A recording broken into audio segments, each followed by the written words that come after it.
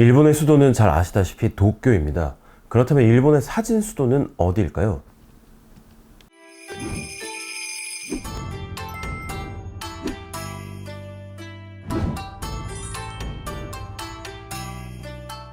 일본에서 가장 사진이 예쁘게 나오는 마을, 히가시카와입니다. 홋카이도의 정중앙에 있는 히가시카와를 아시는 분은 많지 않을 텐데요. 홋카이도 2대 도시 아사히카와와 유명 관광지 비에이 후라노에 둘러싸인 상대적으로 무명의 마을입니다. 히가시카와는 1985년 6월 사진의 마을임을, 2014년 3월에는 사진 문화의 수도임을 선언했습니다. 일본 정부가 지정한 게 아니라 히가시카와가 스스로 우리는 일본의 사진 수도 라고 선포를 한 겁니다. 일본에서 사진이 가장 예쁘게 나오는 마을도 제 평가가 아니라 히가시카와가 표방하는 슬로건입니다. 세상에 자기 동네가 안 이쁘다는 데가 어딨어 하실 수도 있지만, 히가시카와는 스스로를 사진 수도로 정하는 게 이해가 될 정도로 빼어난 풍광을 지녔습니다. 일본 최대 국립공원인 다이세츠산 국립공원을 끼고 있고, 주민들 대부분이 거주하는 마을은 바둑판 모양의 대평원입니다. 도로는 오직 직선뿐으로 일본에서는 상당히 이색적인 풍경입니다. 하지만 일본의 풍경이 아름다운 마을은 히가시카와 외에도 얼마든지 있잖아요. 히가시카와가 다른 점은 말로만 사진 수도를 선언한 데 그치지 않고 사진이 가장 예쁘게 나오는 마을이 되기 위한 다양한 시도를 하고 있다는 점입니다. 2005년 히가시카와는 아름다운 히가시카와 풍경을 지키고 발전시키는 조례를 제정합니다. 히가시카와에서 마을을 조성하고 신축 주택을 지을 때 지켜야 할 규정입니다. 촌장, 한국의 군수가 바뀌더라도 정책이 지속될 수 있도록 아예 조례로 못을 박아버렸습니다. 아름다운 히가시카와 조례는 꽤 까다롭습니다. 히가시카와에서 집을 지으려면 자재는 가능한 한 목재를 사용하고 지붕은 삼각형이어야 합니다.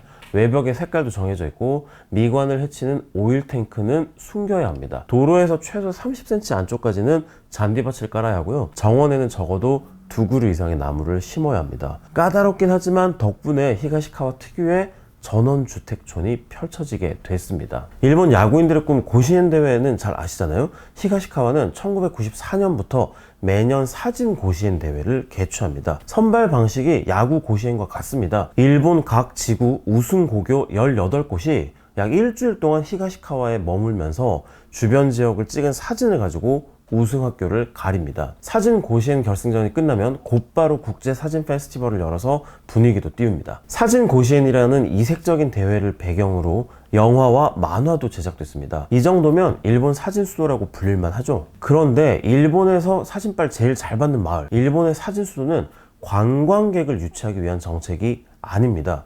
인구 대책입니다. 히가시카와는 비에이, 후라노 같이 한 번쯤 가보고 싶은 관광지가 아니라 쭉 살아보고 싶은 거주지의 길을 선택했습니다. 히가시카와도 여느 일본의 시골 마을처럼 인구 감소의 길을 걸었습니다. 12,000명이었던 인구가 1994년에 7,000명 밑으로 줄었습니다. 그런데 오늘날 히가시카와는 일본에서 유일하게 25년 연속 인구가 늘어나고 있는 지방으로 주목받고 있습니다. 2022년 4월 30일 현재 인구는 8,480명으로 25년 새 20% 늘었습니다. 시골 마을인데도 외국인 주민 비율이 5%나 됩니다. 비결이 뭐였을까요? 이주자에게 엄청난 지원금을 줬을까요? 아닙니다. 히가시카와 군청 담당자의 말씀을 들어보시죠. 東川町は、まず移住政策として例えば来ていただいた方に移住支援金をあげるとかっていうのは全くやってなくて、あくまでも東川を好きになって東川のことを理解していただいた. 이주금은 없는 대신에 제발 와달라라고 사정을 했을까요? 그것도 아닙니다. 히가시카와는 이주자를 사실상 골라봤습니다. 집 한 채 짓는데도 까다로운 조건을 지켜야 하잖아요. 그런 조건을 다 지키겠다고 약속을 하고 지킬 수 있을 정도의 소득 수준이 되는 사람들이 히가시카와에 이주할 수 있습니다. 그런데도 전체 인구의 54%가 이주자일 정도로 인기가 높습니다. 마을도 젊습니다. 65세 이상 인구 비율, 즉 고령화율이 32%에 불과합니다. 대부분의 일본 시골 마을의 고령화율이 50% 안팎인 점을 감안하면 매우 낮은 겁니다. 은퇴자는 20%에 불과하고요. 육아 세대가 많이 이주해 오는 덕분입니다. 지자체 입장에서는 당연히 고령자보다 젊은 이주자가 늘어나는 것을 반길 수밖에 없는데요. 고령자 비율이 늘어나면 사회형 보장비 등 나가는 돈이 많지만 반대로 젊은 세대나 고소득 은퇴자가 이주해오면 세수가 늘어나기 때문입니다. 다른 지자체들은 각종 지원금을 내걸고 이주해달라고 사정을 해도 인구가 점점 줄잖아요. 히가시카와는 이주 지원금 제로에 거꾸로 이주 희망자를 사실상 선발하는 구조인데 어떻게 인구가 계속 늘어나는 걸까요? 히가시카와 군청이 도쿄 나우에 공개한 비결은 단순합니다. 정말 살기 좋은 마을, 누구나 살고 싶은 마을을 만드는 겁니다. 시골살이라면 대자연 속에서 사는 대신에 좀 불편하고 약간 촌스러운 부분은 감수해야 한다라는 인식이 대부분이잖아요. 히가시카와에서는 통하지 않는 인식입니다. 거리도 가게도 매우 힙합니다.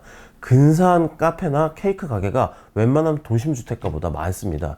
2017년 1월 저희 가족이 처음 히가시카와를 방문했을 때 가장 놀란 점도 홋카이도 동부의 시골에 믿어지지 않을 정도로 세련되고 정돈된 마을이 존재한다는 것이었습니다. 그렇다고 해서 대도시의 휘황찬란함, 왁자지껄함을 닮은 것도 아닙니다. 히가시카와는 이 대자연과 세련미가 절묘하게 조합이 되어 있습니다. 이걸 이 지역 사람들은 히가시카와 스타일이라고 부르는데요. 이 생활의 가장 기본인 물 걱정도 없습니다.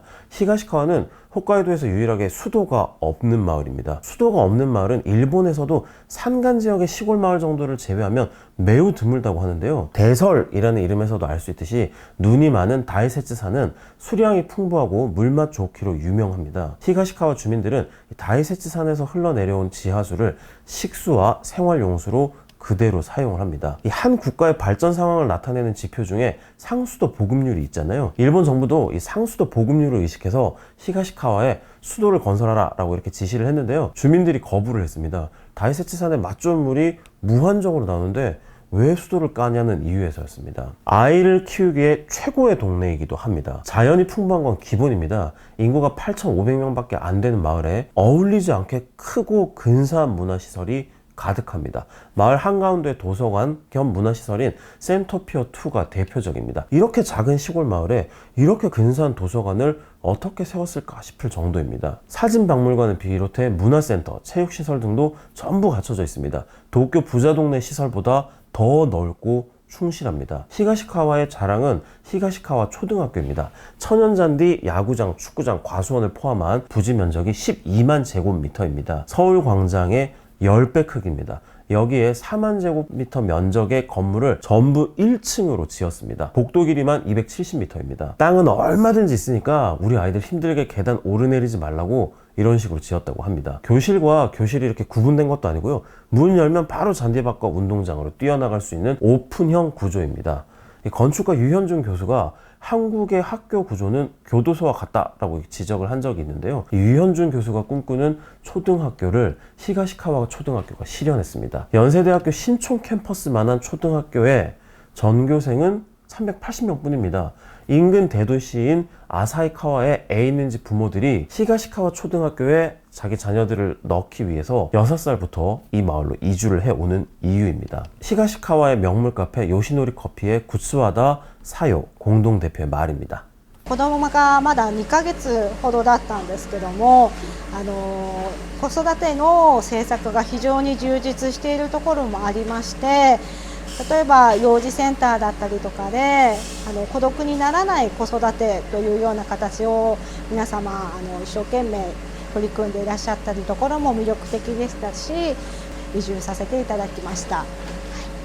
이 지역 최대 도시 아사히카와는 일본 5대 가구 제작 지역입니다. 홋카이도 동부에 광활한 산림 자원이 있기 때문입니다. 일본에서 아사히카와 가구라는 이름을 달고 팔리는 제품의 30%는 히가시카와에서 만들어집니다. 이 지역 중고등학교는 목공이 필수 과목이어서요. 히가시카와 사람이라면 남녀노소 불문하고 누구나 기본적인 목공 기술을 갖고 있습니다. 이런 마을의 분위기를 살려서 히가시카와는 키미노 이스라는 제도를 갖고 있습니다.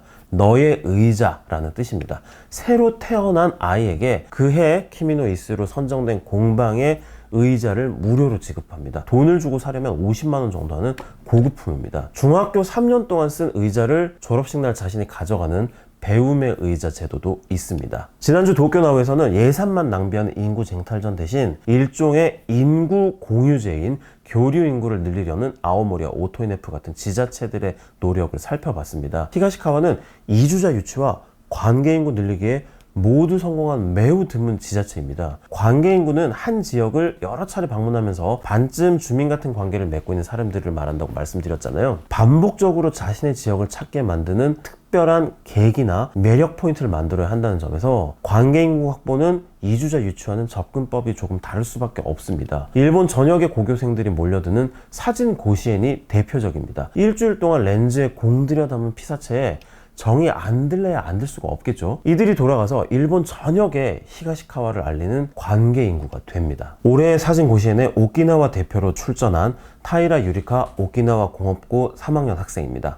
沖縄とはまた違ったこの広さとか自然とかなんか全てのものが大きいとか空が広いとかなんかいろんなことに魅了されて東川に住んでみたいなとは思ったし東川ちゃんのファンになりました。 사진 고시엔 출전자는 전원 히가시카와에 초청을 받습니다. 즉 왕복 비행기표와 일주일간의 숙박비를 모두 히가시카와가 부담합니다.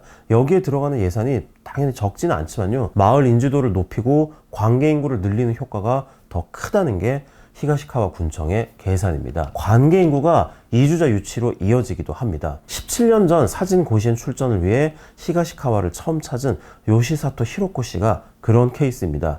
사진 고시엔 출전 이후 매년 사진 고시엔 대회 자원봉사자로 히가시카와를 찾는 관계 인구가 됐다가요. 2010년에는 아예 히가시카와를 이주해서 정착했습니다. 私が移住をしたきっかけは写真甲子園に高校3年生の時に2005年の第12回大会で大阪の近畿ブロック代表で出場したのがきっかけで撮影を通して住んでいる人の温かさに触れることができたっていうのはもちろんなんですけど、その後大会が終わった後もボランティアで大会をちょっとサポートしたいなと思って東川に訪れた時にやっぱり訪れれば訪れるほどすごく東川が好きになって 히가시카와는 2015년부터 일본 유일의 공립 일본어 학교도 운영하고 있습니다. 1년짜리 일본어 과정을 100명씩 모집하는데요. 2018년에는 유학생 수가 750명까지 늘었습니다. 이들이 아시아 지역의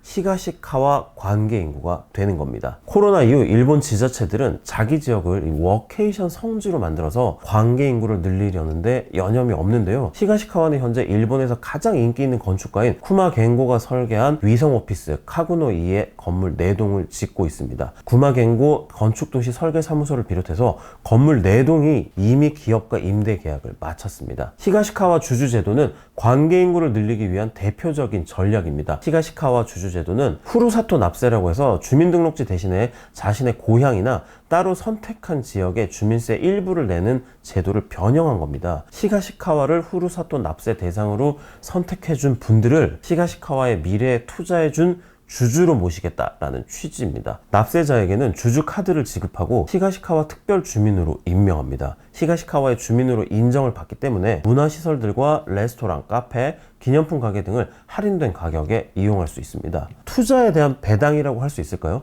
후루사토 납세를 하면 다른 지자체들은 담례로 지역 특산물을 주는 반면 히가시카와는 이 지역에 숙박시설을 제공합니다. 만엔을 납부하면 후루사토 교류센터라는 히가시카와 공영 숙박시설에서 무료로 2박을 할 수 있습니다. 2층 집에 살림살이가 전부 갖춰져 있는 다이세츠 유스 하우스라는 체험시설도 운영하고 있습니다. 무료 숙박제도, 거주체험시설, 각종 할인 등 모두가 주주들이 최대한 히가시카와를 자주 방문하도록 유도하는 제도라는 공통점을 갖고 있습니다. 히가시카와가 이렇게 히가시카와 살아보기를 강조하는 이유는 교류 인구를 늘리는 효과가 있는 건 물론이고요. 이주의 성공률을 높일 수 있다고 판단하기 때문입니다. 한 번이라도 더 히가시카와에 와서 살아봐야 히가시카와의 나쁜 점도 파악을 해서 시행착오를 줄일 수 있다는 겁니다. 何年か補助金が出ますよ。そしたらそれが終わったら今度違う町に行っちゃうっていうケースが、結構いろんな各地で起こってますよね。移住する時には何も一切、そういうものはありません。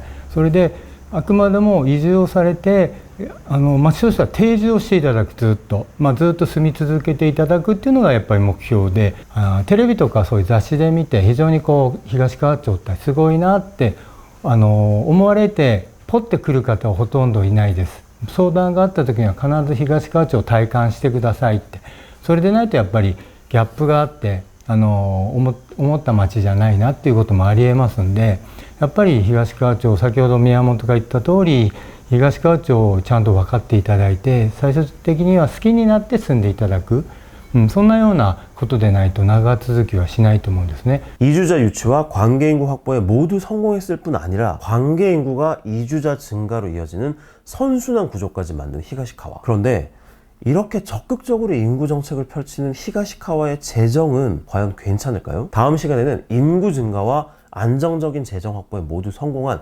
히가시카와의 정책, 재정 현황을 정밀 분석해 보겠습니다. 지금까지 도쿄나우의 정효였습니다. 감사합니다.